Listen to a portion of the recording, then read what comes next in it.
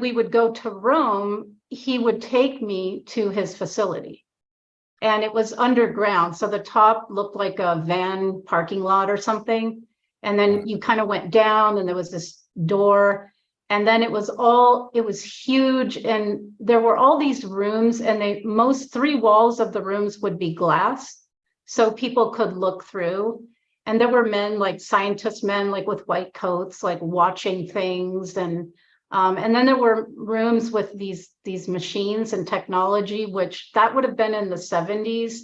So they had technology that was hidden, that was way more advanced than what we would have known at that time. And they had machines for all kinds of things. And then he had a horrible section. They would bring in, kidnap or buy or bring in animals. And so they had this like laboratory, and I remember it was kind of shaped like a U, and I would be made to walk through it because I was so sensitive that actually he discovered pretty early that other beings being hurt affected me more than hurting me specifically. And so in this room with the animals, there was a calf, a baby cow, and they had taken its skin off.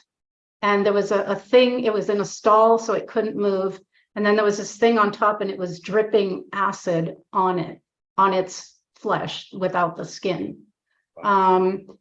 Another one, I mean, this is how psycho these people are. So another one was like a tank, and half the tank had water. And then there was a cat, and it was attached by the neck. It was this metal thing behind it. And then they lowered it down halfway into the water. And then he made me watch this, and then he would drop piranhas in the water. So the cat would be basically eaten alive. And these animals would scream.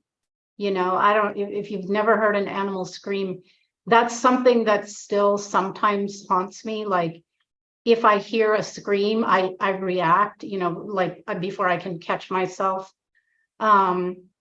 He would also kidnap gypsies because they're undocumented in Rome, the Roma gypsies. And so he would bring in, you know, men, women, children, and do horrible medical experiments on them, torture them. So I witnessed this man kill a lot of people. And so when I would be taken into the facility, what would be done to me are things like electric shock, especially on the breasts and the genitals.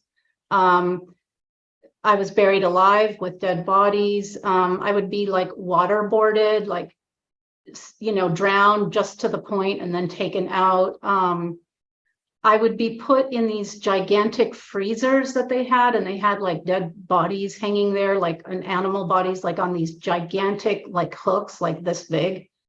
And so I have still today, I have a thing about being cold. Like if I'm really cold, I get really triggered and I start to, you know, panic.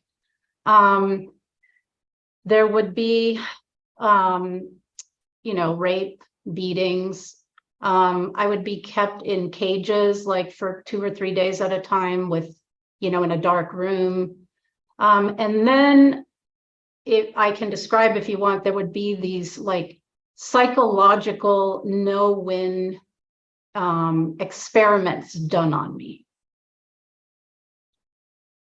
Yeah. So do you want me to go on? Yeah. If you want to elaborate on that, yeah, definitely. Yeah.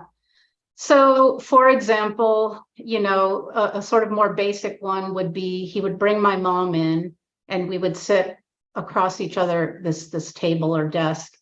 And he would say, well, so we can either electric shock you or her, you get to choose, you know. So what an impossible choice. So I would choose electric shock me because I couldn't stand to see my mom, and she was already gone, like she was just, her eyes weren't there.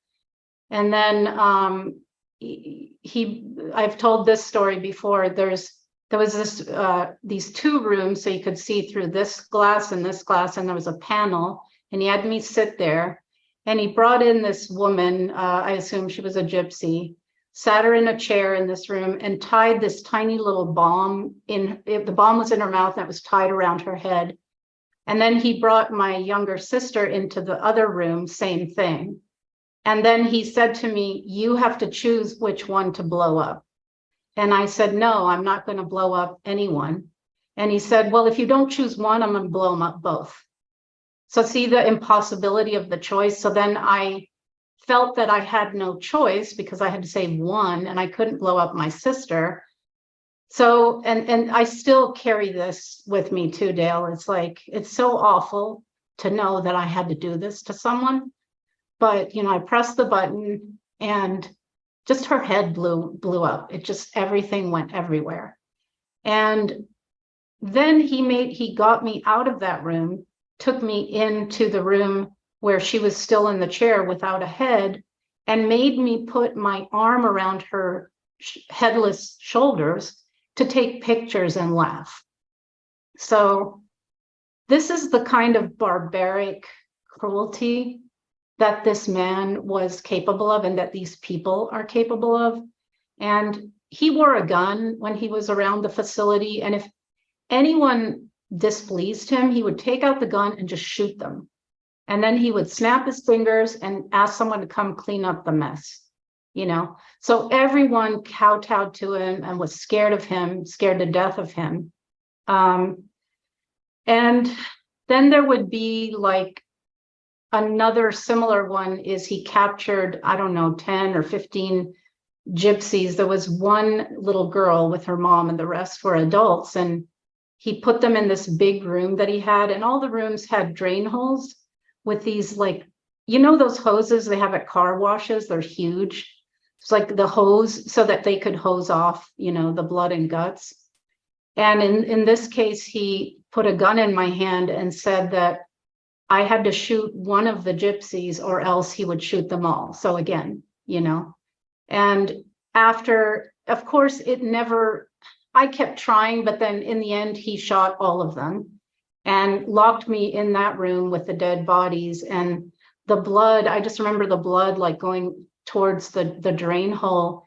And, you know, I laid on the floor there with the people. And it wasn't so much that I was grossed out, but I was just heartbroken that these people were dead. And he made it seem like I felt like it was my fault because he was you're so helpless, and they're programmed that into you that you have to make the choice of no, you don't have a choice. But yeah. I'm so sorry And then, that, Max. It's yeah. like, look, for someone like me that hasn't, I know so much about this, but I haven't lived that. It's still separated in like this kind of fictional land, right? But this really goes on, and I can see I can see the emotion in you when you're talking about that. But you know, it makes me think too, because I always bring things back to movies, and it's with the Matrix. And when it gets to the Matrix 3, the architect explains that how they control society, or the whole construct, is through choice. He said that's what it's all about, because they're giving you, it's like the blue pill, red pill, make a choice. But there shouldn't just be, you know, you're given two options, whereas the third option is fuck you, I'm not doing any of it, right? I'll choose my own path. Yeah. So you can see how they've kind of done that programming on a collective scale of what you experienced in the real extreme event